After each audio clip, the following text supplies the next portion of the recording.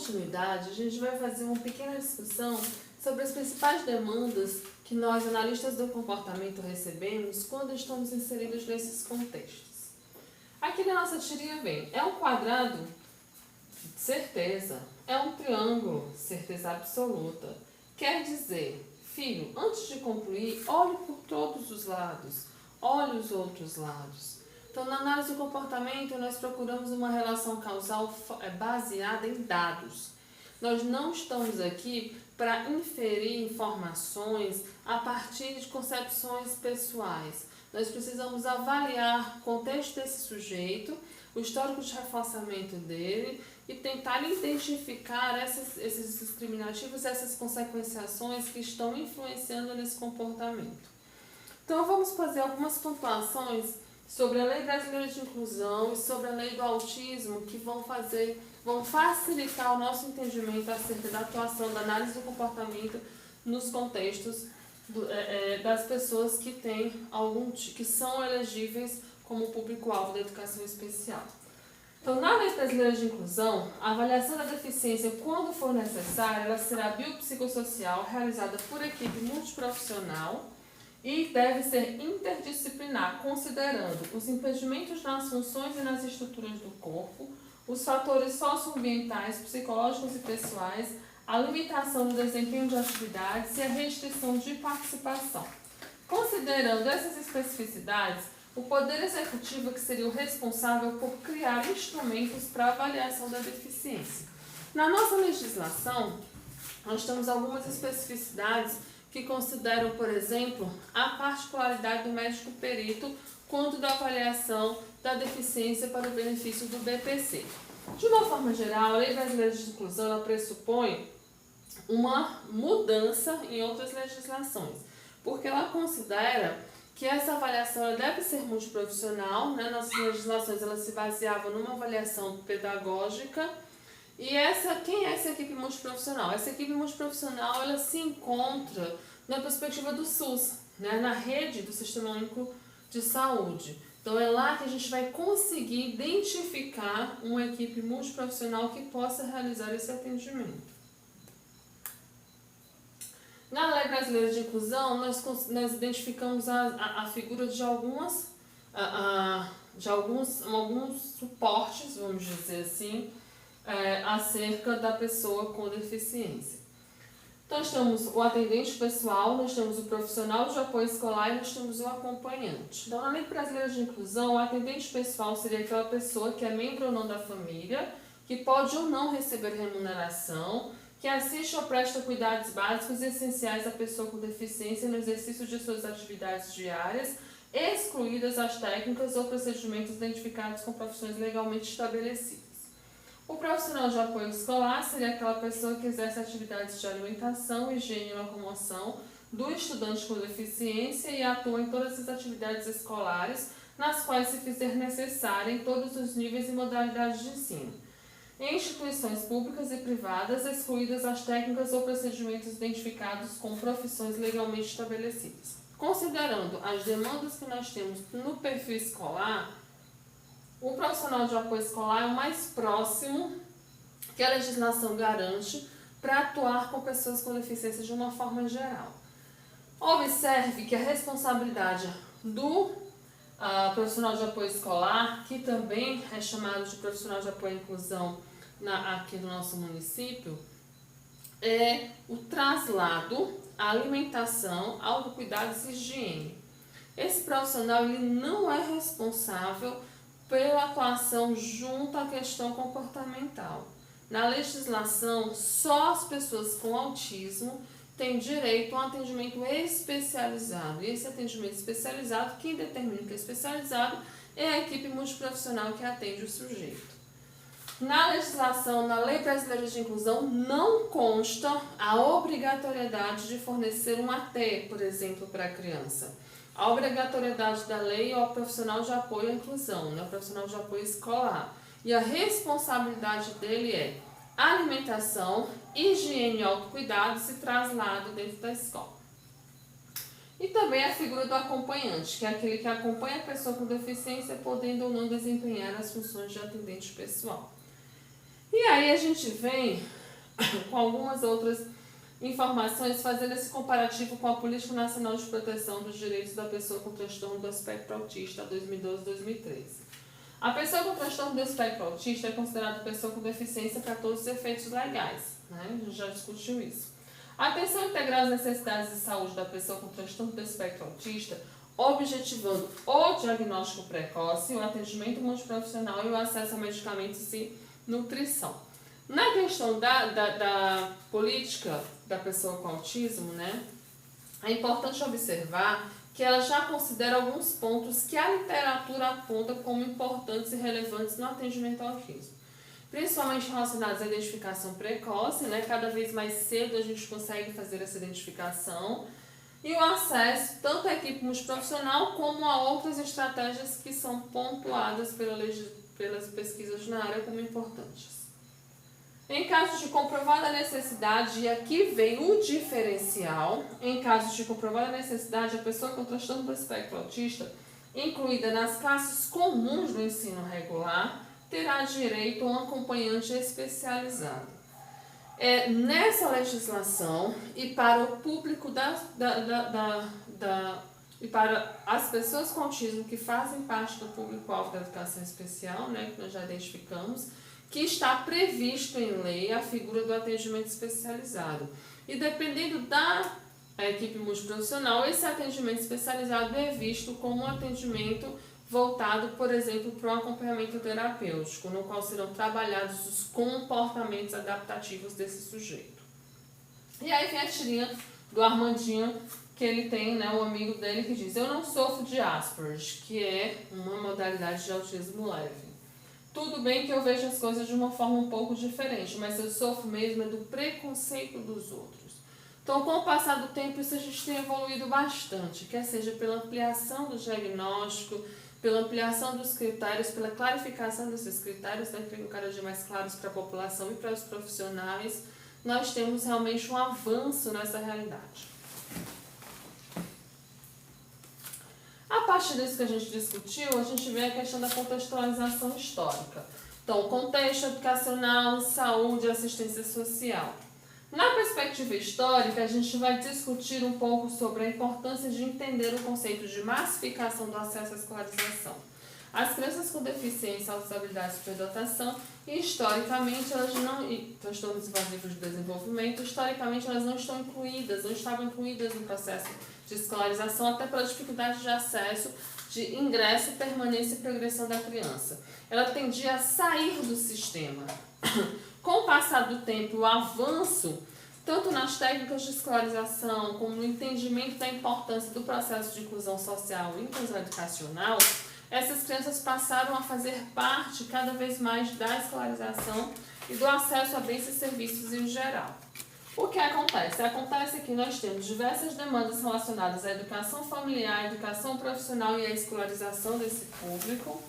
Nós temos o choque cultural que representa o ingresso de diversas crianças no contexto escolar, tanto que a ampliação do acesso à escolarização, que antes eram crianças já... As crianças, obrigatoriamente, elas entravam aos 7 anos, depois aos 6 anos e hoje aos 4 anos de idade, numa tentativa de englobar cada vez mais cedo essa criança no processo de escolarização, o que gera uma conversa, uma discussão nossa sobre a questão da obrigatoriedade da matrícula versus a obrigatoriedade da oferta.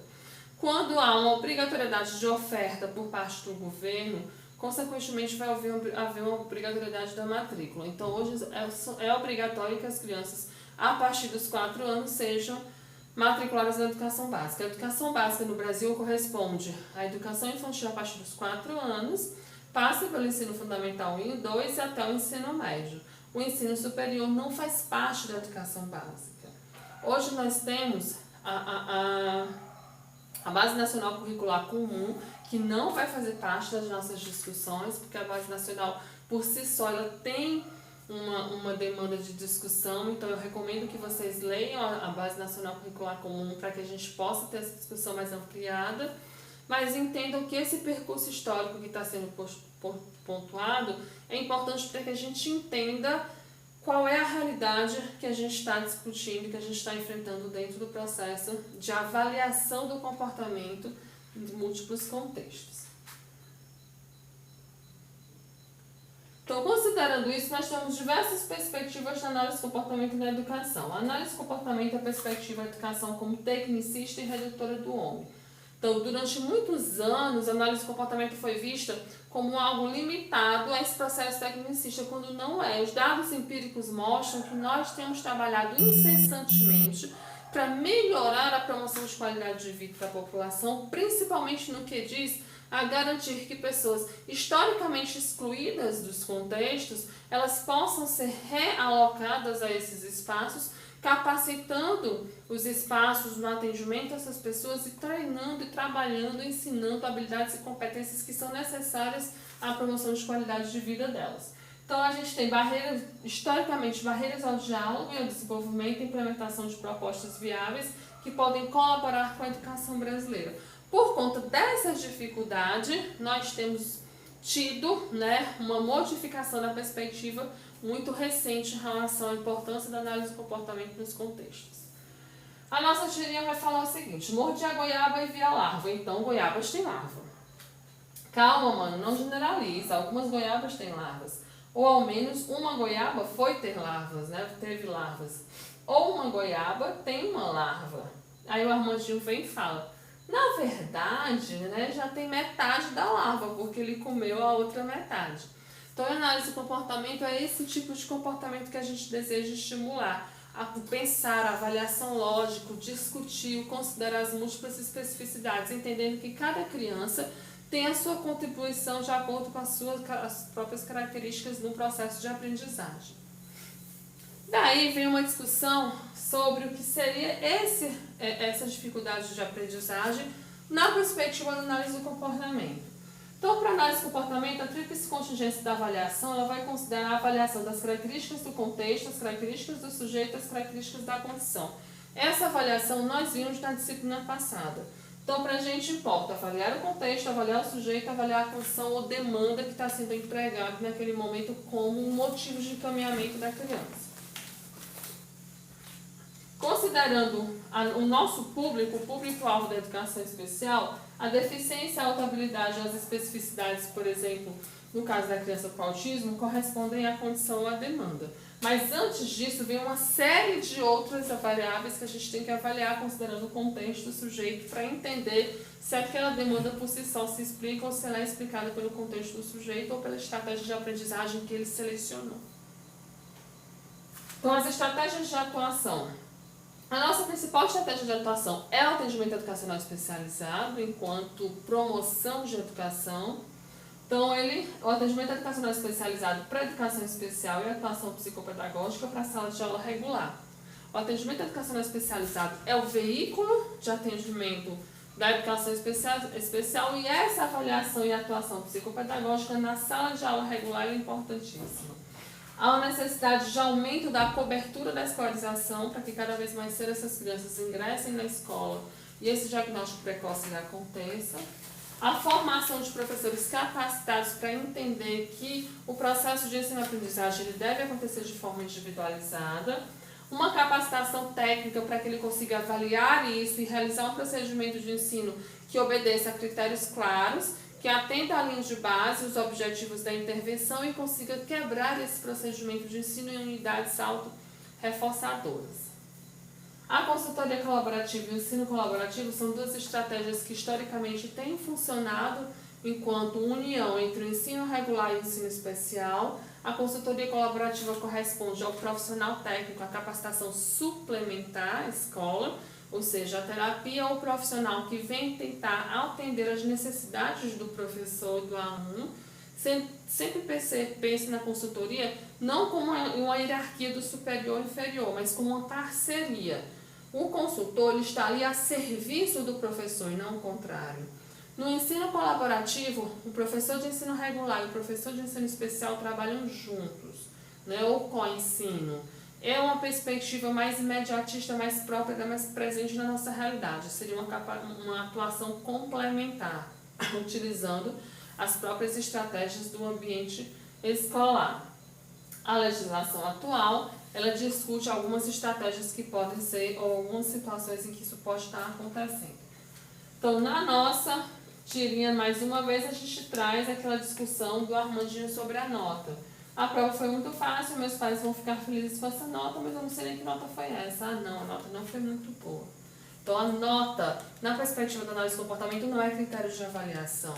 A avaliação, ela considera, esse tipo de avaliação, ele considera um momento específico do sujeito.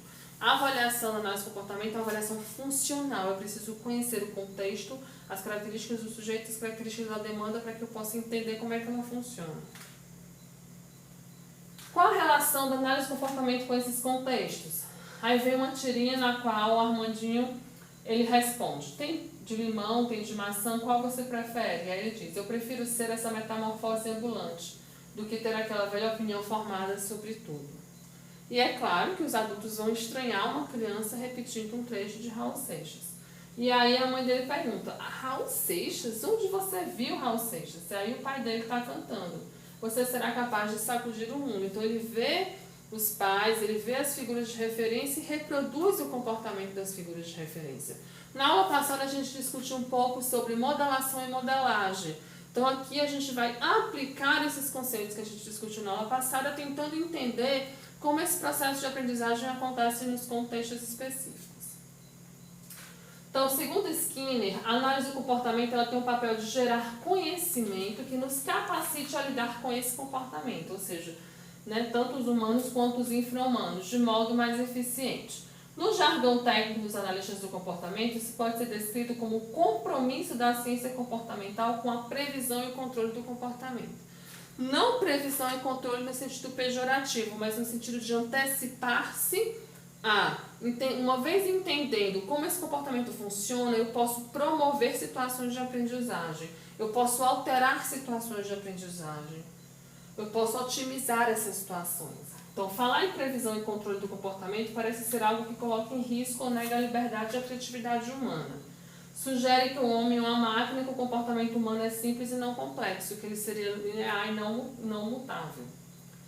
Porém, o que nós sabemos é o comportamento ele pode ser compreendido de modo a melhorar, a ensinar, a alterar, né, esse comportamento em acordo com os objetivos. Então, pensar que a análise do comportamento ela é um processo limitante é um equívoco, porque ao contrário do que se acredita, previsão e controle podem gerar liberdade. Quando eu sei por que eu me comporto de uma determinada forma, quando eu sei que aquele comportamento ele está prejudicando a minha qualidade de vida, eu tenho condições de alterar esse comportamento. Então, quando se diz que é possível prever um comportamento, não significa propriamente dizer qual será o futuro da pessoa, mas da probabilidade de se produzir um tipo de interação. Se eu sei como ela funciona, eu posso modificá-la de modo a promover uma melhor interação. Quanto mais soubermos quais e como são as variáveis que afetam o nosso comportamento, maior será a nossa liberdade de escolha, porque nós poderemos mudar os nossos caminhos, alterar essas estratégias de aprendizagem e alterar o nosso futuro, melhorar o nosso futuro. Então, a análise do comportamento ela foi inovadora nos termos de propor, né, de fazer uma proposta naturalista, contextualista e pragmática do estudo do comportamento, da sua definição, né, e da psicologia enquanto ciência desse comportamento. A abordagem ela inova ao propor um modelo de seleção do comportamento por consequências, no emprego dos delineamentos experimentais, por exemplo, de sujeito único. A partir desse momento, você passa a entender que para análise do comportamento, o contexto desse sujeito ele é muito diferente do outro. Ao personalizar a avaliação, você acaba garantindo mais direitos a esse sujeito acerca do autoconhecimento, da promoção de qualidade de vida, porque você passa a individualizar, personalizar essa avaliação. Outro concurso de Miss Universo. Não é possível, só pode ser marmelada, porque sempre ganha uma terráquea. Então, na cabeça do Armandinho, se o nome é Miss Universo, tinha que comportar outros mundos, né, desse universo. Então, é interessante como funciona a cabeça da criança. E quando você passa a entender isso, você percebe que a maior parte desses comportamentos eles não são disfuncionais. Eles são absolutamente claros e precisos, dadas as características e as condições das quais ele se desenvolveu. Para isso, a análise do comportamento ela considera que o homem não existe por si mesmo, uma vez que ele faz parte do mundo e a sua existência está intrinsecamente relacionada a esse mundo. Não é a causa ou a origem do próprio comportamento, tendo em vista que o seu comportamento não acontece no vazio, ele é gerado por essas condições externas concretas. Não é livre no sentido de que o mundo exerce diferentes formas de controle sobre o agir no mundo, e não no sentido de que não possa fazer escolhas ou tomar decisões. Conhecendo o seu comportamento, conhecendo por que você se comporta, você sim, a partir daí, pode tomar a liberdade de alterar o seu comportamento de acordo com seus objetivos. Não é de natureza diferente dos demais fenômenos existentes no mundo, por isso esse comportamento pode ser explicado cientificamente. Não contém em si duas naturezas, uma corpórea e uma mental. O comportamento, ele agrega em si, essa definição agrega em si quaisquer características diferentes. Então, para o behaviorismo radical, não defendemos a visão dualista do homem sobre mente e corpo, e sim uma visão mais monista, na qual aquilo que em nossa cultura ocidental é chamado de mente refere-se a aspectos do meu comportamento, geralmente aspectos privados. Então, pensamento, cognição e compartilham a mesma natureza física, não são separados do corpo. Para o behaviorismo radical, o comportamento humano está submetido a leis universais, mas cada pessoa é singular na exata medida em que possui uma dotação genética específica. Lembra filogenia, ontogenia e cultura. Então, é singular à medida em que possui uma dotação específica e uma história idiosincrática de aprendizagem no contexto de uma determinada cultura. O comportamento humano pode ser conhecido e explicado, então se trata de um fenômeno espontâneo e desordenado.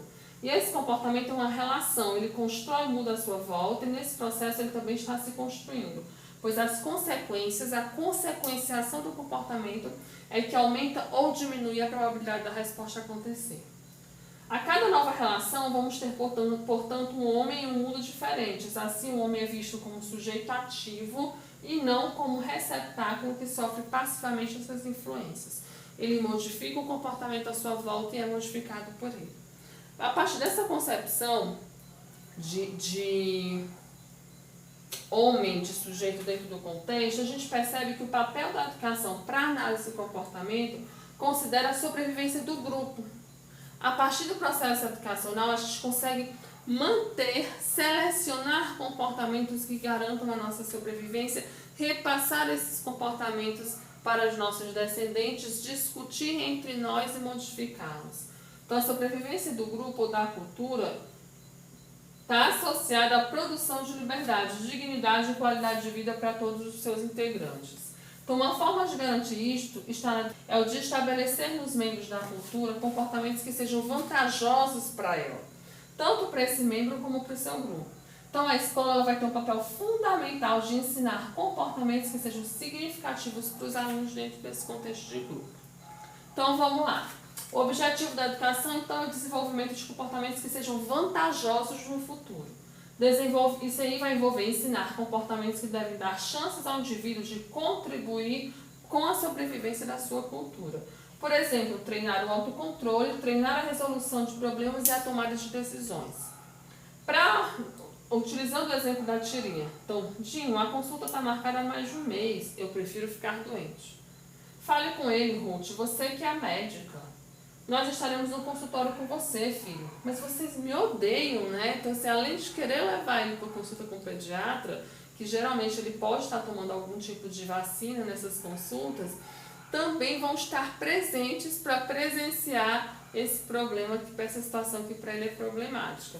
Então, o homem, ele tende, dentro do processo educacional, a aprender diversas estratégias que são necessárias para o convívio em grupo. Então, vamos lá. A partir daí, a gente vai discutir um pouquinho sobre a caracterização da função de professor e aluno e a definição dos termos do ensinar e aprender.